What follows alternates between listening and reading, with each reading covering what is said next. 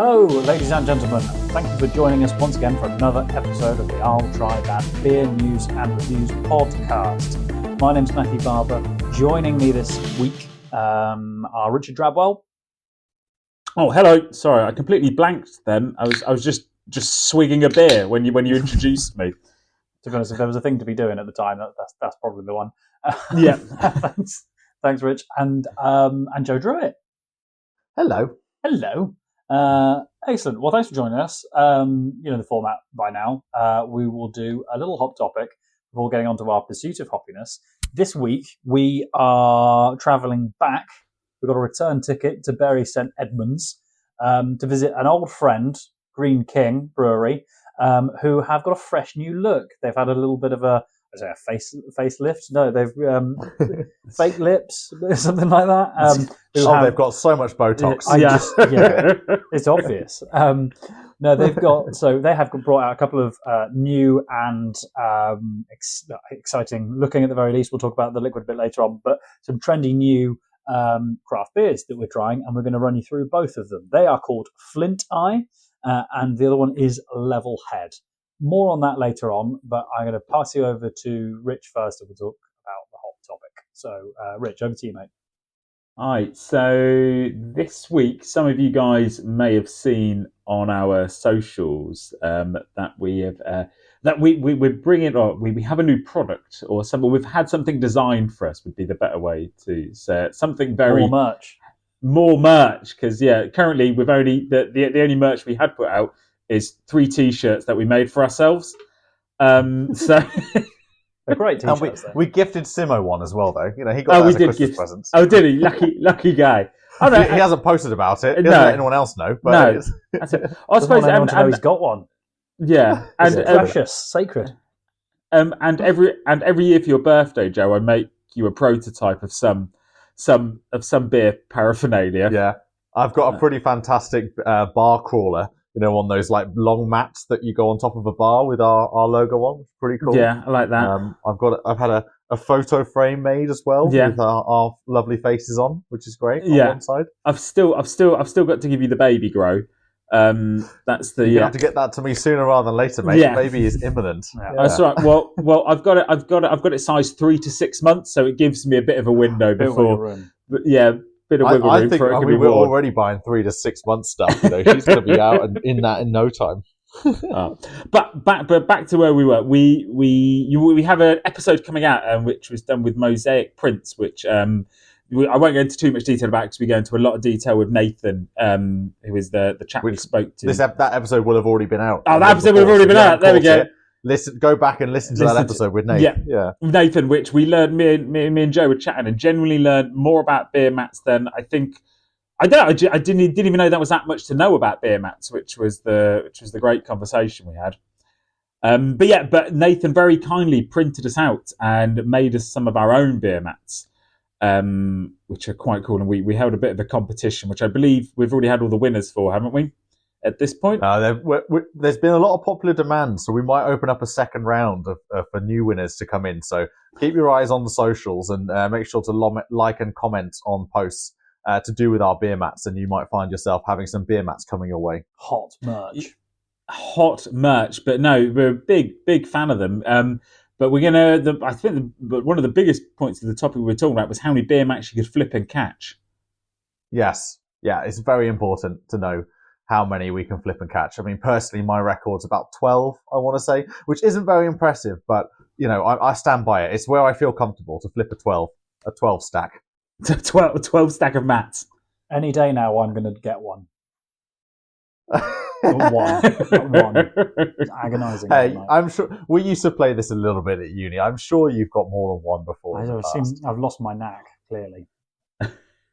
Well, now you get your own stack to deal with. You can practice, and we can go into the international beer flip matting catching competitions. It's in Stockholm this year, I think, isn't it? I think so too. It's international, yeah. Like where it all began, or something. If not, I think that could be the first event we guys host as a podcast. I like that. Yeah, we can have we can be like the official judges or the people who lay down, what the actual rules are, what constitutes a catch. I like that. Feels like we need to go into run this event in collaboration with Mosaic Board Printing so they can supply the beer mats. I think that has to be the case. 100%. It'd be, I suppose, it'd be more to the point. Which celebrity do you think we could get along to endorse the beer mat flipping? Yes, well, because it doesn't involve food. I don't think we can get that LBC. James O'Brien. He's going to be busy. I'm just wondering what level, because I doubt the A-list are going to be turning up to our beer mat flipping. Well, you say that. Not too far from where I live is who she used to be the countdown lady. What's Carol her name? Vorderman. Carol Vorderman. Carol Vorderman lives not too far from where I am. Apparently, we use the same dry cleaner. So I was told very, very excitedly by said dry cleaner when I first went there. Well, that is that's a huge selling point. Maybe I can leave some beer mats out at the dry cleaner, and then she can hit us up on Instagram. We have more love for Carol Ford. Oh, go on, mate. Yeah, I was going to say you could ask the dry cleaner to slip it into whatever clothing she's had done, so she'll be patting it down when she puts it on, and she'll pull out some beer mats with our logo on. That sounds very. I'll have to get on that. I hear she's a Gloucester Rugby supporter as well, so I already like Carol Vorderman. There you go. So watch this space, listeners. You might have Carol Vorderman judging the beer mat competition. All we need to do is somehow strike up a relationship with her and ask her to do it and hope that she's interested. So get those bits nailed and we're sorted. We should probably get the event going first, right? Get some people wanting to do it as well. She might be reluctant if it doesn't actually exist. Well, as soon as we get Carol Vorderman on board, I feel that's when we can really start planning it. That's right. So you want to go with your heavy hitter first, don't you? And then panic, and then try and get everything else to work. Yeah, I feel we could get some beer mats in a pub that would let us in there. I think it's easy enough. This is. As long as we can get Carol locked in. Yeah, as long as Carol's locked in with the beer mat competition, you go ahead. We just have to hope she asks no specific detailed questions like when is it going to be, where is it, who how are many you, people you're expecting. Just why are you in my garage? Yeah, and fingers crossed she'll do it for the love of beer mats and doesn't want a fee. So nice. The love of beer mats. Yeah, or we could pay her in beer mats. Would be the Basically, our only currency is beer mats. Yeah. Carol, don't worry. We can give you your weight in beer mats. That's how much we'll pay you. Yeah. She's not... Yeah, it'd be easy. How tall is she? She can't be that heavy. And I'm not sure how many beer mats that would constitute, but... I think they're quite... Beer mats typically relatively light, unless I'm very much mistaken. But I think it will take a few. But when you get a stack of them, there's compounded weights. Yeah. And to give you the answer in a sort of drabber style, I think it's going to be more than 9. This is a perfect... We need to call Nath back up and ask him this question. How much does Carol Vorderman weigh in beer mats? Come on. We'd like to place an order, please. How much? About Carol Vorderman's worth. We've gone off metric. Certainly, that'll be with you next week. Good. I'm glad we've managed to stay on topic. Yeah. So, beer mats. So anyway, beer mats. There's a lot of beer mats. We were very excited by the beer mats. Can't wait to really see them, and obviously we'll be dishing them out. So yeah, if you have missed out on the beer mat stash, give us a shout, and you might get some coming through your letterbox. So let us know on Instagram. And obviously, if you want to make your own beer mats, you can go to Mosaic Board Print Works. Mosaic Board Print, and they'll speak to our friends over there. Yeah, or just message Nathan. Yeah. Or Carol Vorderman. Apparently, she's a big supporter. That's her on the phone now. Stop it. Good. Cease and desist. Well done. Good job. Good job. Nice, tight, concise hot topic this week, lads. Well, excellent. Shall we move on to talking about Flint Eye and Level Head? Are you ready? Have you? I think Drabbers needs to get his head level now. Yeah. It's all right. I'll just have a sip of Level Head. So brings us nicely, smoothly on to Greene King. We have talked about Greene King in Bury St Edmunds before, I believe. I think we talked about just Greene King IPA.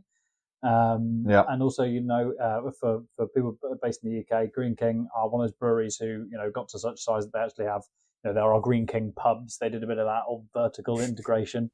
So Greene King, bit of a household name, I suppose, in terms of in a brewery sense.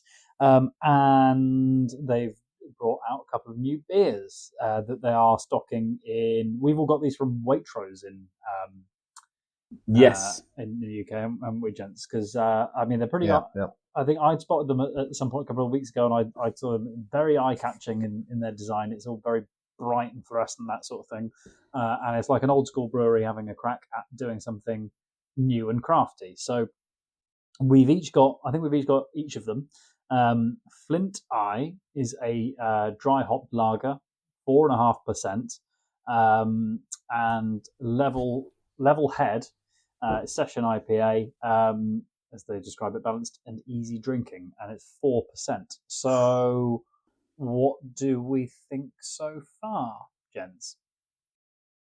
I really like the design of these. I think the colour that they've gone with these is really cool. I like the Western Zeph, the West Coast IPA, this bright yellow one with this quite cool type, like with a man in a barrel in the water. I think that's quite like a compass on his head. I think it's quite fun. Yeah. Mm-hmm. And even like this Subterranea one, which is pretty cool. It's So apparently the design for it is all about bringing out Britain's colourful folklore. So I thought that was quite fun. I think they've nailed that. Nice. Sorry, I beg your pardon. So there are actually 4 beers in this range. We're particularly focusing on 2 because we've been able to get hold of 2 in particular. So sorry, what were the names and the actual type of beer of those other 2? So you've got Subterranea, which is an oatmeal stout, which is deep, dark, intense, and it's a 12% as well. So that's a pretty hefty one for a can. Yeah. And you've got Western Zeph, which is a West Coast IPA. It's an unfiltered West Country hops for 5.4%. Ah, I see. So these are kind of they're kind of more mellow. Yeah, we've got the more chilled out versions. So you mentioned that sort of British history and sort of older cultures and folklore. Folklore. Like that's the myths. Yeah, because Flint Eye is celebrating. I mean, I'm taking this. Greene Kings described it as such themselves, celebrating the Neolithic flint-tipped arrows found in and around the brewery's native Bury St Edmunds. So yeah, that's what it's a bit of a nod to. That's cool. So each one of these has got linked back to a story then of British folklore. Exactly. Oh, okay. Yeah, and so these are, and that's really emphasising the old meets new thing, isn't it? Because we think of Greene King of they did old school IPA, didn't they? And actually, to my mind, I'm thinking of sort of bitters, maybe even mild, as that's the sort of beers I would associate with coming out of quite Greene old, King. Established pubs. That's what I think of when I think of Greene King. Yeah. Been around for a long time, haven't they? Exactly. Are we saying? Well, sorry, was the not the bit of history that they've tried to base the Flint Eye on? Was we were saying the arrowheads that were found in Bury St Edmunds, and they were from Neolithic times. I used to when I was younger, we used to hunt for arrowheads, and then I used to get really excited every time I found a pointy rock because I'd assumed I'd found an arrowhead. I never found one. I just found a lot of pointy rocks. You probably could have told us. Was it your parents? Yeah. Was it by any chance your parents who turned you on to go and just get them out of the house? Go find some arrowheads, Rich, out in the garden. Yeah, I used to get really into fossil hunting. I would just find rocks, and they'd be like, "Oh, that's a really good fossil, just a rock." Hey, it keeps you busy, right? Yeah, it does. Yeah, I still do it now. I like but there's got to be. You're on the Jurassic Coast. There's got to be a lot more fossils where you are now, though. I've been relatively much more successful in my fossil hunting. I hope so. Yeah. I found 3, so that's pretty cool. Yeah, 300% increase. Yeah, well, it's more annoying because I went with our friend Tris when he came down to visit me, and I'd been fossil hunting a few times and found nothing. Went once with Tris and he found 7. Not that I'm bitter, but clung on to that. Has your like an eagerness and enthusiasm for finding, fossilized items or ancient items ever led you down the road of, maybe mistakenly finding something that wasn't. I've got this idea in my head of you sort of finding something that someone's dog buried, and you've gone, it's like a Neolithic television remote or something like that. Yeah, wow, that's a real find. They're really rare. I basically just filled my flat full of trash. You can get those Tonka toys back out again now. Yeah, that's it. Yeah, I can still play with all my Lego.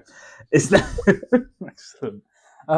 Well, interestingly, and as we're talking about Neolithic arrowheads, that obviously is why this dry hop lager tastes of peach and has subtle pine notes. Wouldn't you agree? No. Segue of the year. Tasting the talking liquid of this, I had quite a nice little first taste of this. That's interesting. That's refreshing and that sort of thing.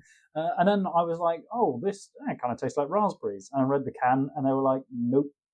So barking up the wrong tree. Charlotte really liked this, by the way. I understand this has not been very widely well received, though. Flint, Well, what are the reviews we're seeing online, Rich? Was it when I was on the Waitrose page, because that's the kind of place that I hang out. Just hanging out at Waitrose. Just hanging out, and then there was just one from 2 months ago, 1 star, and it was just no good, and that was it. Reviewer of the year, gentlemen. Whoever said literacy is going down the toilet, and that we can't express ourselves very well. And then just looking on Untapped, it's only where's the top up here? It's only a 3 star, 3.14. It's not been that well received. And just looking down, it's mainly just people tagging themselves saying they're drinking it and rating it about 3 stars and 2 stars. There's just nothing. No one's screaming and shouting about it. That's the Arrowhead one, the Flint Eye. Yeah, the Flint Eye. Yeah, I've had it. I had it in a pub before. It was better in the pub, I must say, when I had it last than when I had it in the can. But yeah, I mean, so what about Levelhead? What's the story behind Levelhead then? Levelhead, I've got that here. It's so we do like a witticism. Levelhead is quite simply a perfectly executed session IPA. A nod to the legend. I'm reading verbatim from Greene King's website. A nod to the legend of our very own Saint Edmund, beheaded by Vikings in 869. His head was miraculously reunited with its body by a ghostly wolf, and his sainthood assured. Okay. Yeah. So slightly, less cheerful, but that's the reason. But now you mention it, I've always seen, obviously, like there's the body, the kind of the torso of Saint Edmund. This makes a lot more sense now. This is Saint Edmund. So we'll bring it home. And the head kind of coming off. But I've always assumed that was like a column behind. Like for some reason, it's some weird, like kind of like statue where they've elongated his neck for some reason. But that obviously is the depiction of his head being removed from his body. Like a head above everyone else, a cut above everyone else, or something. I don't know. There you go. Yeah, so it's because he got his head lopped off. Or he's just had something really spicy and it's blown his head off in like a cartoon. Ah. Yeah, there you go. Yeah, there you go. So I was checking out some of the reviews for this. On Pint Please, they're quite happy about it. They think it's quite nice. There's quite a few big, anywhere ranging from like three stars to 5 stars for most people. A lot of people sharing photos. That they would repeat Thursday drinks with fun new colleagues, but wouldn't repeat this, I'm afraid. Talk about the beer. That's a 3-star review. I like that. I'm just back on Waitrose comment section, which I think is my new favourite comment section in the world. And this one is 5 stars, pleasant. Oh, because I always associate like comment sections with just where people go to hurl vile abuse at each other. I feel like Waitrose is going to be that slightly more posh version, so maybe it's like really polite vile abuse that they send to each other. Just go, yes, I thought this was not very good indeed, actually, instead of rubbish, I hate it sort of thing. But I'm getting a lot of people liking it though. There are people saying, this really delivers on the session side of what they're, really sessionable, can drink a few of these, there for the whole session. Yeah, there is some love out there. But it's just a bit of a mixed bag. Pretty good for a session IPA. Thank you, Greene King. There's a good one there. That person's only given it a 3.5 out of 5 stars. So even Sounds when like people they are don't like liking it, session they're still IPAs. giving it Yeah. middle of the road, session. So yeah, mixed bag. For what it's worth, I'd say it's probably quite hard for this one to stand out. And I think if anyone were to come and say to me, it's like a crafty session IPA, but created by quite a big brewery, I'd go, yeah, that's what it seems like. It's weird because I was quite enjoying the Flint Eye, and I've moved on to this. I kind of feel like there's much more going on here than there is with the Flint Eye. I mean, I know the Flint Eye is a dry hopped lager, but I don't know. I was expecting a little bit more out of it. Basically, I think this one does have the edge, and it seems to be. I'm going with the consensus on it. I was going to say I'm not the biggest fan of either of these. I think they're fine, but I don't think I would order them in a pub myself to enjoy and sip. Depends what the pub's got on offer. I think this is a solid choice in some of those pubs that aren't comfortable branching out to some of the more exotic and newer brews. I think if they're looking for something that might cater to an audience that wants something a little bit different than your average mainstream beers, but they want to go with a trusted source, then Greene King's a trusted setup, isn't it? And and I think I think I like the fact that Greene King's trying to do something different here. They aren't sticking to like what they've always been about and their perceptions. I think they've challenged people's perceptions of them with this range of beers. I think that's why I'm more interested. I think you're right. The beers themselves are a bit, meh.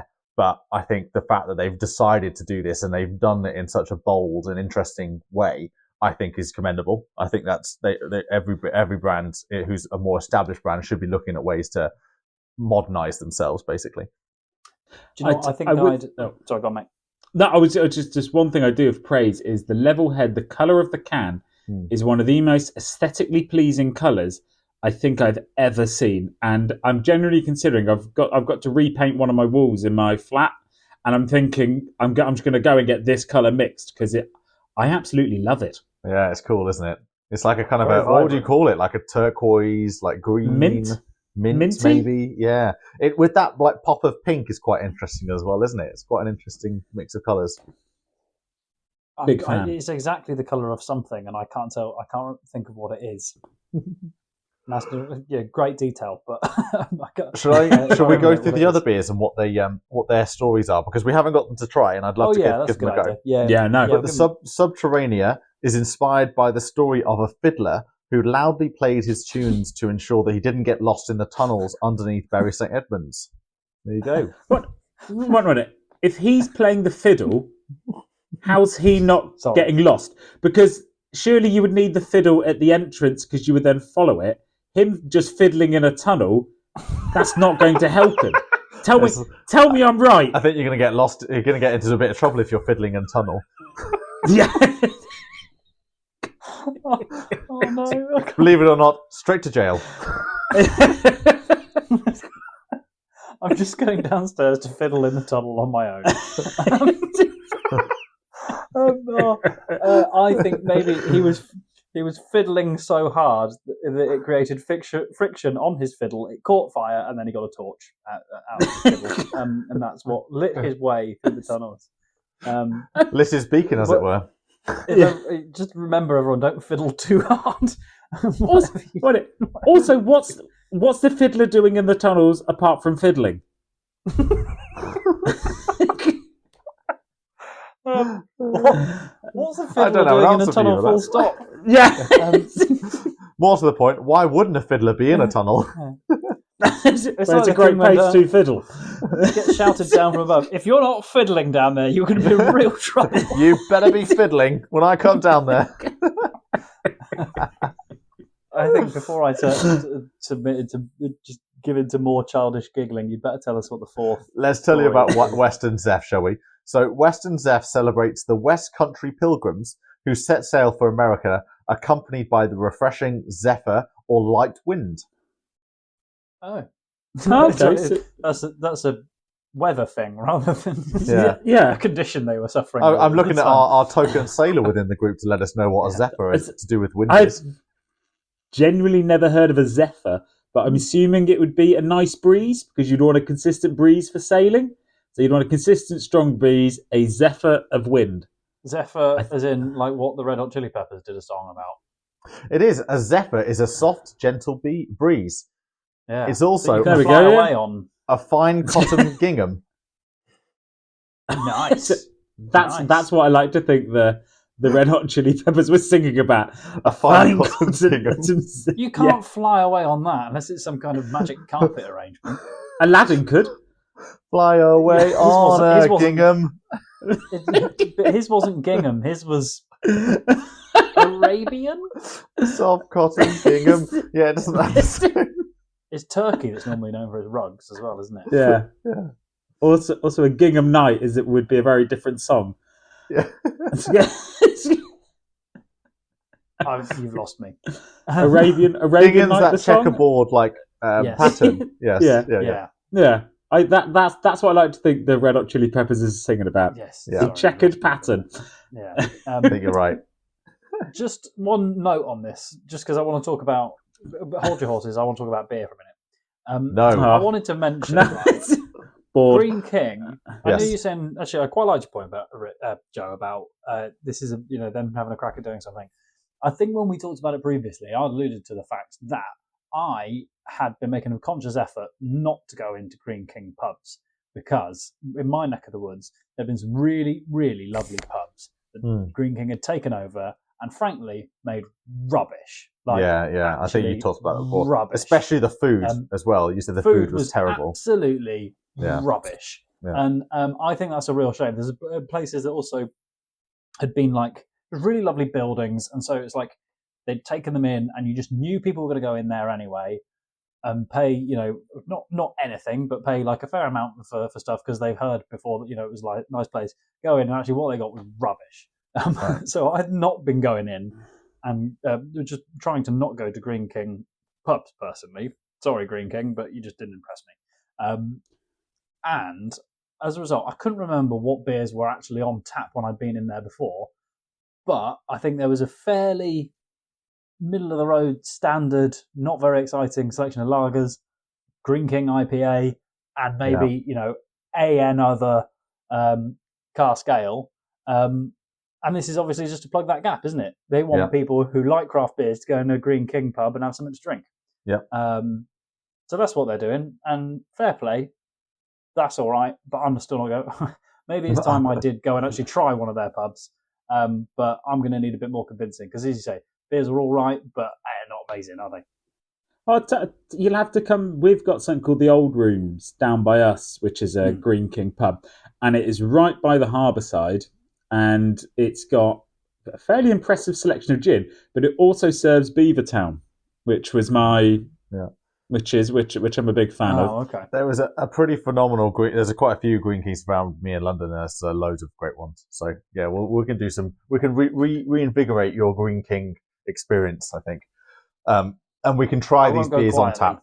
We can try these beers on tap as well and see if they're better than the can version. But yeah, I think like the move from Greene King to do something a bit different, be bold, and to be this kind of like, to tell us some stories about folklore, the British folklore Fiddlers. We had no idea about fiddlers in a tunnel. But yeah, I've got a real problem with that. Flint Iron level heads, a bit meh. I think was probably the summary. Yeah. And that's all we have time for this week's episode of the I'll Try That podcast. And so from me, Joe, Rich, Barber, and Simo, goodbye. Don't forget to follow us on Instagram, Twitter, I'll try that podcast.com, and watch us on YouTube. Goodbye now.